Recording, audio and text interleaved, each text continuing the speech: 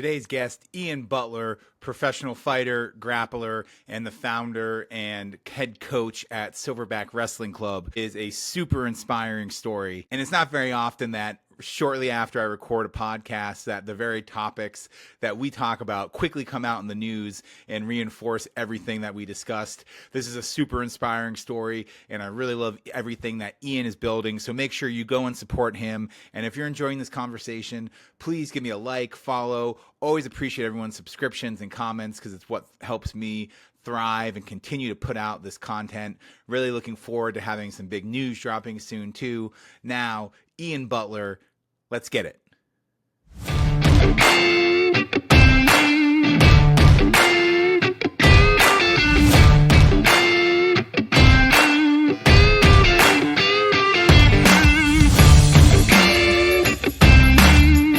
Welcome back to Fight Capital, where we enter the ring of combat sports business. I'm your host, Ryan Rappaport. Today, I'm honored to be joined by Ian Butler. He's a fighter, grappler, and founder of Silverback Wrestling Club, having competed in top organizations like Bellator and recently at Polaris Professional. He's grown his wrestling club into a nationwide network that trains athletes while helping them secure educational opportunities. And from humble beginnings in St. Louis to building a legacy in combat sports, Ian is a role model for toughness, community, and perseverance. Thanks for joining me today, Ian. How are you and where are you joining from? Good, I'm doing good. And then what a hell of an introduction, bro. You killed that.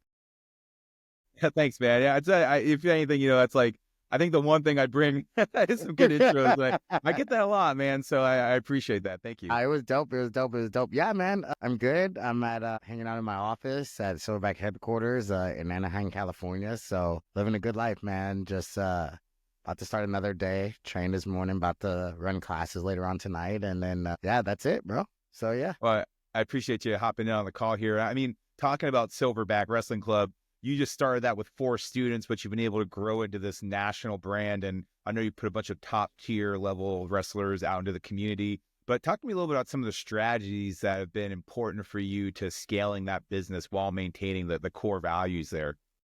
Yeah, man. I mean, obviously, I believe, I grew up in combat fighting, right? So like a lot of my mindset when it comes to business or thinking in life, it's always like a fight perspective, obviously, so that's what I can relate to. So obviously it's when people saw me in the corners of like being with my kids, it was just like, man, that coach has a lot of love for his kids, right? Just I see it from a fight perspective, right? Like if I need to throw a corner in for a fighter and stuff like that, you got to have that love, right? Especially when you have that fighter. I've been with a lot of great coaches that love their fighters to the end, like they're their own son or their own daughter, So I think that's the number one thing, dude. I had a lot of love for it.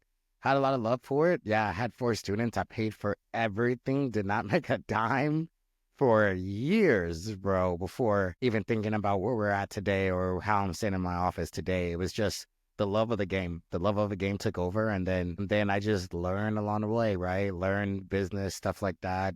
Became a nonprofit, and then I'm like, damn, you gotta need a bank account for that. You gotta make sure you pay taxes. So all that stuff came along with it, obviously, right? But at first, it was just the sport of wrestling, right? Like teaching wrestling, being there for my athletes. Just want to help kids just be better.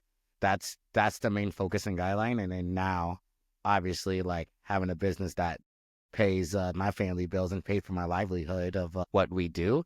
But we don't lose sight of that, dude. We have a great staff, great culture. Every kid in here is beloved. We know everybody's name by heart.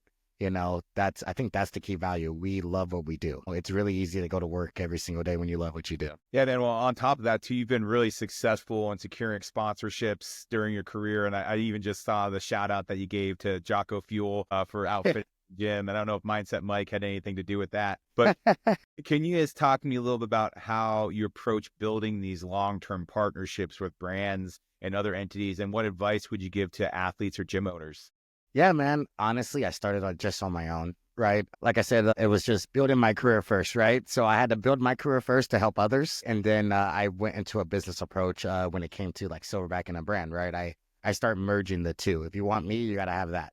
Right. So like in the very beginning, when I first started, honestly, for all you young fighters coming up, I was driving, I think it was semi beat up kind of G6 when I was back and living in St. Louis, Missouri, driving everywhere just to go train every single day, wearing out tires. Tires are freaking expensive. All right. And so there was a discount tire place The guy was a big fight fan, was going to everything locally. And he's like, dude, you're coming over here buying tires. Can I just sponsor you and just give you like some tires if you just put my name and logo on your shorts and everything? All right, cool. Right. Did that. And then after that, it was like Me So Hungry restaurant, going over there every weekend. Dude, the owners just fell in love with me for just the person I am. And just, I told everybody from the very beginning of the way I lived my life, I just wanted to make it to have a huge platform to help others and to help save kids, from my life journey, right? So everybody loved what I stand for. And even though I wasn't a big name at the time, I was still building up my name in St. Louis, Missouri. And they're like, hey, man, we want to help you out. Hey, if you want to come in here 2 or 3 times a week, we'll give you a meal on the house. Just put your little logo. I'm like, oh, dude, I have a good little following with like the community down there. I can post about it, stuff like that. And that's how I got started. Right. And then sooner or later it was just like, hey, every time I had a big fight, just printing out posters, putting them in local little restaurants here and there, make sure I'm stopping in there, like ordering them, like supporting them, obviously, but they get the support back. And then it started turning to like, hey, bro, do you need $200 or $300 to cover your medical bills, your medicals to get done as fighting? I'm like, yeah.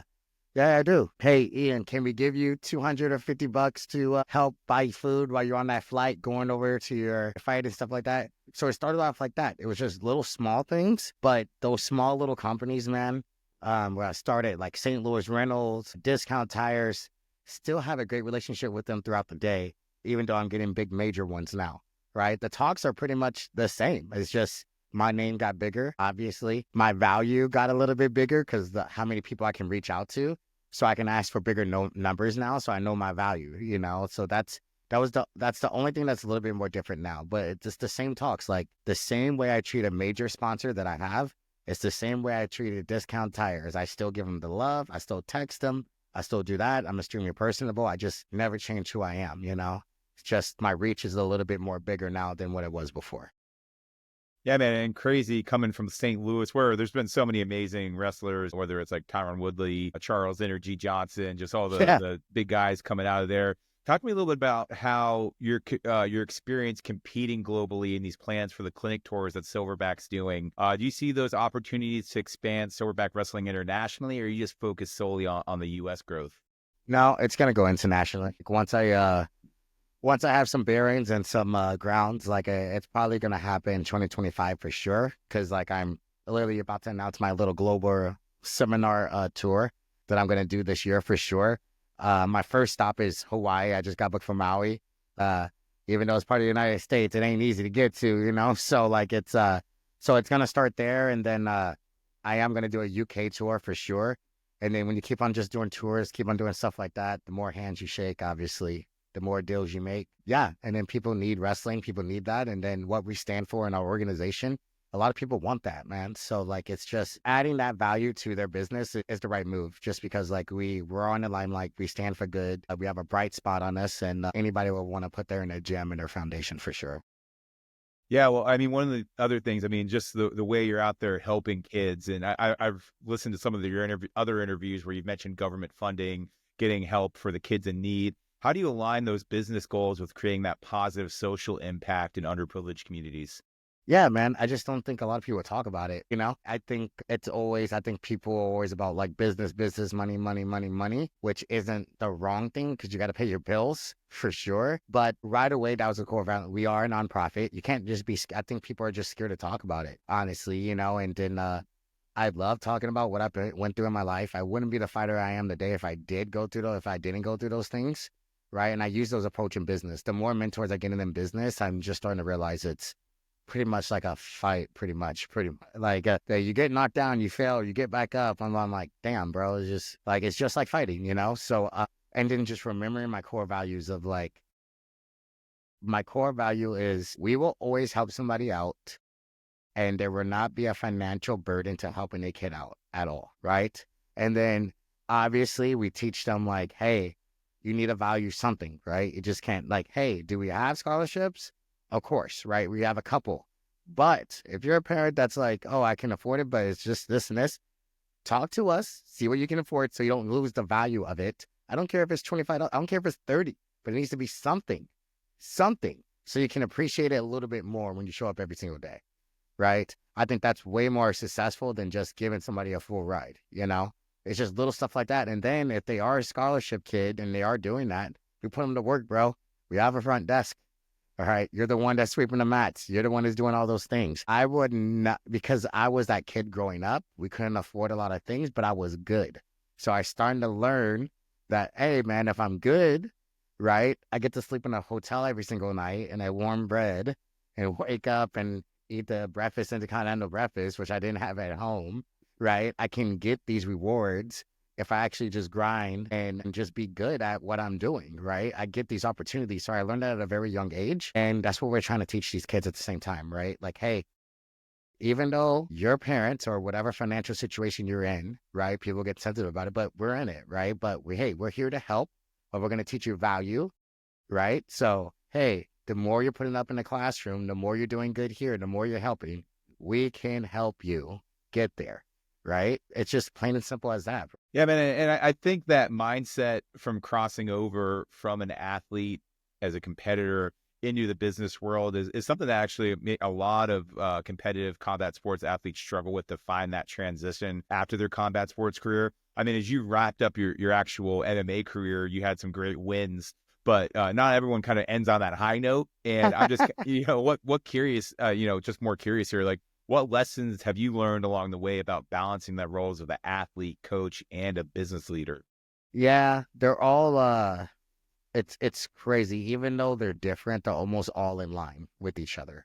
Right. The grinding part, waking up, doing shit you don't want to do, but you have to do it anyway. It's all in the same line. It's all in the same line, And then me, it's a little bit more better. Like I cannot separate the two because when I was starting my career, I was still coaching wrestling, right? When I started my career, I was helping out at the MMA gym. I was doing that. So I don't know how to separate the two.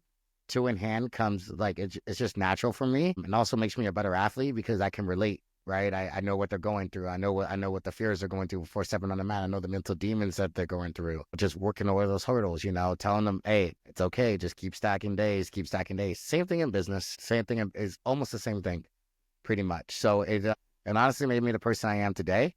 Man, and then MMA career still hopefully if Rising call, I'll still hop in there though. But Oh, it's funny you say that, man. I got a call with Jose Shorty Torres, who's fighting on the Rising card later tonight too, man. I know he was happy to get in there, and it's always good. I actually got to meet the founder of Rising after 310. I was just standing out there, and him and Shingo, the matchmaker, were out there, man. So it was cool to meet them. Such legends like that. hell But yeah. you did have a great competition at Polaris. As I hear, you might have some exciting plans going forward here for 2025. But talk to me a little bit about how you leverage a platform like Polaris and everything that they're doing to promote your brand and Silverback Wrestling to a wider audience. Yeah, man. I'm gonna be pretty much Mr. International for 2025 going on now. It's kind of like, man, I took a lot of business approach when it came to my career of making the right moves and platforms and stuff like that, bro. And then like my publicist, I had a publicist right away just because I had a good story. I knew how to articulate myself. I knew how to talk on the mic, right? I got blessed with that, So there's always cameras in front of me. So promotions want that, right?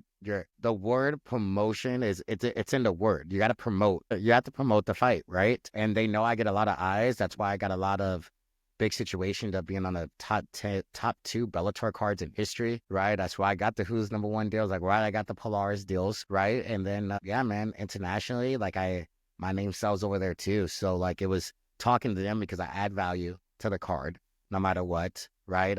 They get a different platform eyes coming from the United States, and then likewise, so do I, right? So now I have a whole new fan base over in the UK now, right? There's a 10 Planet London over there. That's where my house is. I spent time over there after my competition, right? So they were all cheering for me over there. So now I got my eyes open to a whole nother country and a whole different time zone now just because I did that, which means more opportunities for me moving forward as well. So yeah, man. So like I'm really looking to go big internationally this year for sure. Like I am doing Europeans this year too as well. So I'm going to be going over there and I'm going to be doing a European clinic tour as well once I'm over there as well. So it's going to be really big internationally for next year for sure. That's awesome to hear, man. I know it's so hard too while you're doing all that international stuff is having and not just leaving the mark, but leaving a footprint that will continue to keep growing. And I guess that's kind of like with the growth of all the digital platforms out there. Are there any plans to integrate any like online coaching or video tutorials or apps to keep scaling Silverback's reach and any virtual training? Hey everyone, quick favor to ask. Did you know that nearly 80% of the people tuning in right now aren't subscribed yet? That subscribe button down below is what powers me every week to keep putting out these podcasts. Big shout out and thank you to everyone that's been supporting me for this. I couldn't do it without you. If you're enjoying the content, please subscribe below. It means the world to me. And for everyone supporting me, thank you so much. Now back to the show. Yeah, for sure. I'm working on it this year. It's coming this year for sure. Yeah, I'm just playing with it a little bit more. Anybody have any resources, hit me up about that when it comes to apps and stuff like that. We're just trying to find the right platform, honestly.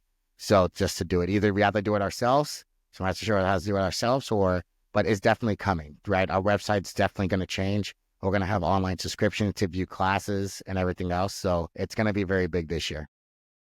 Yeah, we can dial up that a little bit. Might have some ideas for you after the fact. But man, really enjoying this conversation. What advice would you give to other high-level wrestlers looking to take their career in combat sports to the next level? Do jiu-jitsu first, because that's the easiest. That's the easiest, man. Like, at the end of the day, it's all grappling. So I think like you guys have been grappling your whole life. There's just a little bit of the rule sets and a little bit more different technique, but it's an easy, more adjustment. Learning how to strike is probably the hardest out of everything. I did karate when I was little, so like I like contacts. For me, it wasn't that much of a big transition, like learning jab, stuff like that. I'm just obsessive. That's why I became so good, right, in my career. But yeah, try jiu-jitsu first. And then if you are going to pick a stand-up, boxing is a little bit more easier to go than kicking or Muay Thai and stuff like that, but definitely try it all out for sure. Make sure whatever sticks with you, whatever you find works for you, it's totally fine. Everybody's different. Make sure you find a good gym that matches your goals and what you want and your morals as well, what you want to do, because I think that's going to have a big play on your career as well. And then also finding the gym. Everybody wants to go big. Everybody wants the ATTs. Everybody wants the AKAs. But it's okay to start at a small gym, right, to get your bearings. That's how I started, and then I got all the love and all the attention. That's why I became good so fast too, right? Make sure you pick a gym that helps support you in your career, because selling tickets and everything, that's going to make a decision on what card you're going to fucking get into. A lot of people don't have to, you have to sell when you first get into the game all the way to the end. That's why pay-per-view sales are important, right? That's why people fight to try to get Connor on their card when it involves ticket sales and pay-per-view sales. So you got to learn that in your career very much. So you got to have a good fan base.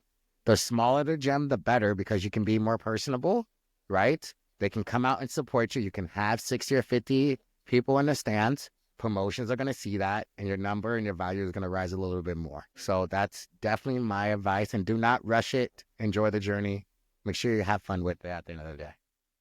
Man, just saying this is a super valuable advice. It's funny, you don't get that one a whole lot often because people think of the ATTs, the AKAs, the Greg Jackson, Jackson Wink, that it's just, there is like an impersonality. You lose a little bit in with those coaches when you have so many people, even at the top tier. Yes, it's a den of sharks, right? But still you getting that personal touch and growing, and you still see the guys who could be at those gyms, but are sticking with those smaller gyms because of the community they built. So no, for I'm sure. right there with you, man. And super excited to see what you do next, and excited to see what 2025 means for Silverback Wrestling and yourself, Ian. Really appreciate you taking the time today, man, and can't wait to see what you do next.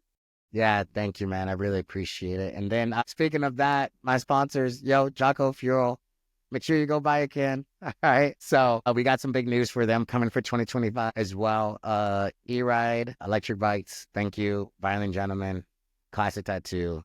All those guys have been in my career from the very beginning. Dave and Buster's as well, because we do a lot of things when it comes to community of I go to homeless shelter, take kids out and take them out to Dave and Buster's just to forget the day and play video games. So they're down with me in my campaign and everything else. And I love that they have my back with that though. So yeah. Man, yeah, I'll make sure to give them all tags and props in the Instagram as well. And then also, before we get going, just if people want to follow you or they want to participate in Silverback Wrestling, how can they do that? Yeah, man. So my personal IG is Ian Butler MMA, and then Silverback Wrestling on their IG. All you got to do is send a DM, go to Silverback Wrestling. If you can't reach me, go to there. And then if you just type in silverback wrestling.com, it's really easy to find us. call, leave a message, do whatever, text a phone, but the phone's next to me anyway. And you can always drop by if you're visiting on Disneyland or vacation. And then we do virtual calls, right? Mental training, stuff like that, film breakdown. You can be part of the club just because if you're not in the state of California, don't have fear. You can still be part of our program, right? We can still help get you into college as well, right? If we're just an email or a message away. Love that, man. I appreciate the good work you're doing in the community and beyond. And really, like I said, excited for 2025, brother. Thank you so much. Thank you, guys. Thank you, bro.